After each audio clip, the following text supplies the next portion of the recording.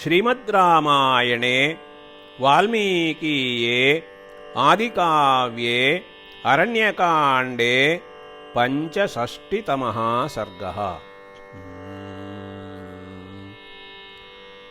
तप्यमानं तदा रामं सीताहरणकर्षितं लोकानामभवेयुक्तं सांवर्तकमिवानलम् वीक्षमाणं धनुः सज्यं निःश्वसन्तं पुनः पुनः दग्धुकामं जगत्सर्वं युगान्ते च यथा हरम् अदृष्टपूर्वं संक्रुद्धं दृष्ट्वा रामं स लक्ष्मणः अब्रवीत् प्राञ्जलिर्वाक्यं मुखेन परिशुष्यता। पुरा भूत्वा मृदुर्दान्तः सर्वभूतहिते रतः न क्रोधवशमापन्नः प्रकृतिं हातुमर्हसि। चन्द्रे लक्ष्मीः प्रभासूर्ये गतिर्वायौ भुवि क्षमा ये तत्तु नियतं सर्वं त्वयि चानुत्तमं यशः। एकस्य नापराधेन लोकान् हन्तुमिहार्हसि न तु जानामि कस्यायं भग्नः साङ्ग्रामिको रथः केन वा कस्य वा हेतोः सायुधः सपरिच्छदः। खुरनेमिक्षतश्चायं सिक्तो रुधिरबिन्दुभिः देशो निर्वृत्तसङ्ग्रामः सुघोरः पार्थिवात्मजा।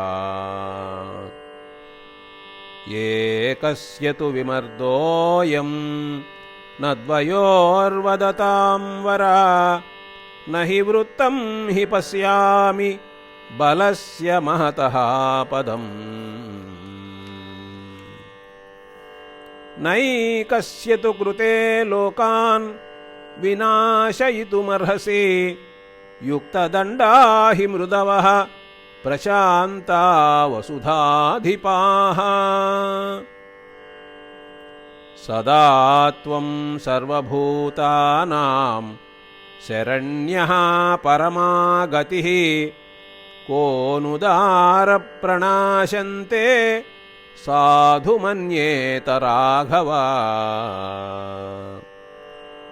सरितः सागराः शैलाः देवगन्धर्वदानवाः नालं ते विप्रियं कर्तुं दीक्षितस्येव साधवः। येन राजन् हृता सीता तमन्वेषितुमर्हसि मद्वितीयो धनुष्पाणिः सहायैः परमर्षिभिः। समुद्रं च विचेष्यामः पर्वतांश्च वनानि च गुहाश्च विविधा घोराः नदीः पद्मवनानि च। देवगन्धर्वलोकांश्च विचेष्यामः समाहिताः यावन्नाधिगमिष्यामः तव भार्यापहारिणम्।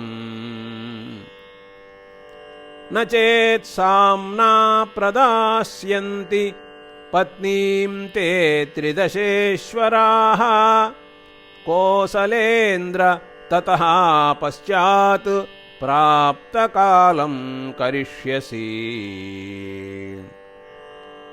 शीलेन साम्ना विनयेन सीतां न येन न प्राप्स्यसि चेन्नरेन्द्र ततः समुत्सादय हेमपुङ्खैः महेन्द्रवज्रप्रतिमैः शरौघैः।